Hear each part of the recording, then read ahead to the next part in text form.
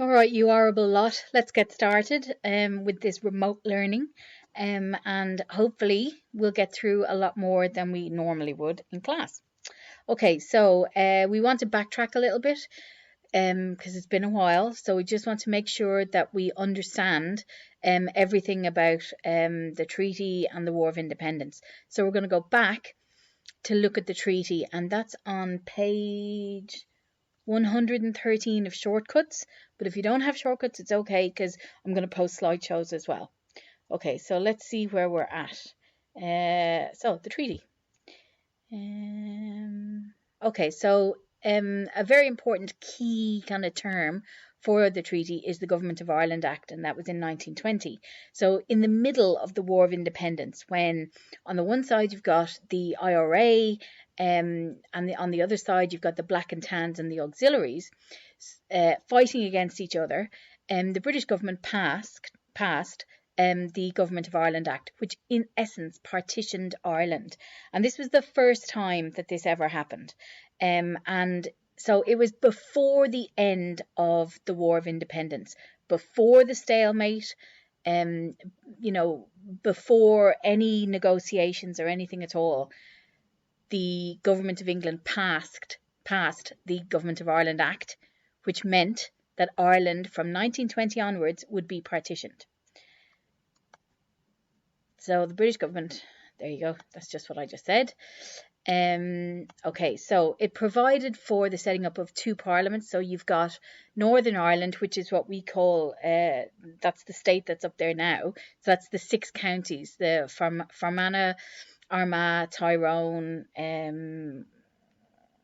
Derry, Antrim, Down, the Fat Dad counties. Okay, so this was, there would be one parliament in Northern Ireland, and there'd be one parliament then in Dublin. So one in Belfast, one in Dublin. Okay, so the very first time, and I can't say this enough, Government of Ireland Act 1920, partition. It is all about partition. Okay, let's move on. Hopefully you've got it. So in November 1921, so the War of Independence was from 21st of September of January 1919 to 1921 to October, November 1921. So in November, negotiations began in London between Sinn Féin, who were kind of like they were the most powerful party at the time. They were the ones who had set up the Dáil and all that kind of stuff, and representatives of the British government as well. So there's a lovely picture. Now, in the picture, you can see this guy here. That's David Lloyd George. He's the British Prime Minister. And that one there is Churchill. So, yeah, it's people who would be important in the future. So there's some of the delegates.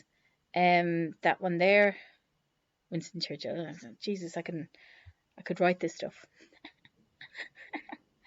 Okay, so in January 1922, Michael Collins, sporting a delicious Hitler moustache, and Arthur Griffith, he of Griffith Avenue, and other members of the negotiating team signed the treaty, the Anglo-Irish Treaty. Anglo meaning England, Irish obviously meaning Irish. Right, so you can see them there signing it, and there's more of these important Irish delegates. Now, when you're doing your Leaving Cert, you'll know all their names, but let's wait. Okay, so the terms are very important because there are 4 terms that would really cause problems and lead to the Civil War. The first was that there would be a boundary commission. And essentially what that would do is it would draw up the border between Northern Ireland and the rest of the 26 counties. And that would be problematic because it had just been a law up to this point. But when you have a boundary commission, it means that you're going to have officials out like walking around going, yes, we'll put the border here, we'll put the border there.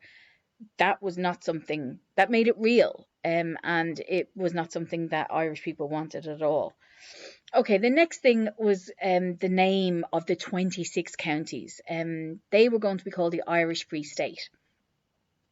Now, obviously that's going to cause problems, because the Irish Free State is not exactly doing what it says on the tin. It isn't completely free of Britain. Or the United Kingdom. There's still a what should we say? It's still kind of part of the empire. It will be part of the Commonwealth, which is just a rebranding of empire. But anyway, the next thing is that the British Navy would get to keep naval bases in the Irish Free State. And they would be in really important positions, like Lough Swilly in Donegal. That's a natural harbour, very good. Blah blah blah blah blah. Bearhaven and Spike Island in Cork as well. These places, seeing British, battleships, having the British Navy. If you've just kind of lost family, if you've kind of, particularly in Cork, where the Black and Tans and the auxiliaries had burned Cork City, if you remember, wouldn't be something you'd be happy about at all. And the next thing is the Oath of Allegiance, and this is linked to the Irish Free State. So it means that if you become a TD or anything like that, you have to take an oath of allegiance to, now we do it to our president, but then it would have been to the monarch in Britain, because the Irish Free State was still part of the British Commonwealth. So it had something that we call dominion status. Again, you don't really need to know that, but it meant that it was essentially still a little bit Britain's bitch. And that did not go down well with some of the members of the Dáil. Okay, and again, if you're looking to remember this, BIBO, like some really poor social networking platform from, I don't know, back in the Stone Age or something. Yeah, we see it, Bibo, dancing, lovely. Okay, so the Dáil had to debate this first. So the treaty was signed by Michael Collins, Arthur Griffith and others. It was brought back to Dublin, and the Dáil had to debate it, and then they had to have a vote on whether or not to accept it. It was a really hostile debate, and the Dáil became deeply divided on it, and it created real anger. It was grim. And what happened was we had two factions now in the Dáil. So we had on one side De Valera and Cathal Brugha, and they were very anti-treaty. And on the other side, we had Michael Collins and Arthur Griffith, who were in favour of the treaty. Michael Collins and Arthur Griffith had, if you remember, negotiated it. So what were the pro-treaty arguments? So what was Collins at with these, with this idea? Remember, he'd been in charge of the IRA. He had been, at the forefront of all the fighting. So why was he now accepting something less than what he was fighting for? Well, the first thing he said was that it was, okay, so it wasn't complete and total independence, but it was an awful lot better than Home Rule. And Home Rule was what they would have got. So is not the best, but it was far from the worst option. The second thing was that he knew better than anyone that the IRA were on their last legs, that they had no resources left, they had no money, they had no guns, they were running out of men. They were a defeated force, and really they'd been fighting against, from 1919 to 1921, you're talking about a kind of a British army that had just fought a world war. It was just regrouping. If the British government had far more resources than the IRA. So, long term, it could never have gone on for a long time. He said as well that the treaty, and this is really famous, would be a stepping stone to full independence. So he's kind of saying that, like, look, we'll take what we can get now, and then in the future, we'll kind of turn that into, over time, we'll make it full independence. And ironically, that's what actually happened in, the development of the Irish state. It wasn't until 1949 that Ireland became a republic. And some would say we're still part of that struggle, because there are still 6 counties in the north that many would say should not be in another jurisdiction. But that's a little bit of politics. Okay, so anyway, getting distracted. The other thing was as well that David Lloyd George, do you remember the fellow with the mustache, big mustache? He said to Collins during the during the negotiation, that if they didn't accept this deal, there would be immediate and total war. And that meant that, it would be total defeat. Collins knew, Griffith knew, this was the best deal that anyone could get. The anti-treaty arguments were much more ideological, saying, they were saying like, well, look, we fought, we died, our brothers and sisters were killed, our parents suffered, there was destruction to private property, there was destruction to, the Irish way of life, blah, blah, blah, blah, blah. This, what you've brought home, this treaty, is not what we signed up for. So, no.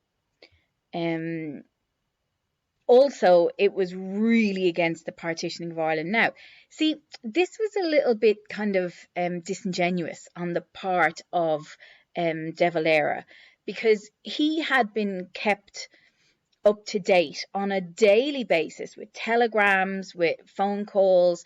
Also, Michael Collins had been coming, and Arthur Griffith, they'd been getting the ferry over and back from Britain on a kind of like twice weekly basis during the negotiations. Also De Valera, he's not an idiot. He knew in 1920 that the Government of Ireland Act had happened, but so he knew that partition was there was no arguing with it. It was happening, and yet this is the argument that they put up. They said absolutely no way should we have partition. Well, of course we shouldn't have it, but the reality is it was going to happen anyway. So a little bit disingenuous. And the last thing is the Oath of Allegiance. This was kind of like, it was a real insult to people who had fought against the Black and Tans, who had witnessed kind of what the Black and Tans and the auxiliaries and 800 years of British rule had done to this country. To take an Oath of Allegiance to a British monarch when you've just fought a very difficult war, that's a bit much now. Okay, so the debates happened, the vote happened, and it got very, very, very partisan. So when the vote, it went in favour of the treaty by a small majority. Now we're talking about 7 votes. Like, that is nothing. And it prompted De Valera and his followers, so, pretty much half the Dáil, literally got up out of their seats and walked out. And refused to take part. So this meant that the leaders of the country were really kind of fully divided. They were in really bad shape, and that would follow through then, that there would be, in the country, what was happening in the Dáil was going to be replicated throughout the country. So what you've got is Ireland on the brink of a civil war. And if you remember, a civil war is when you've got 2 sides from one country fighting against each other. Okay, so that's the treaty, and I will post some questions or something. I'll post an assignment on Edmodo, so keep your eyes peeled.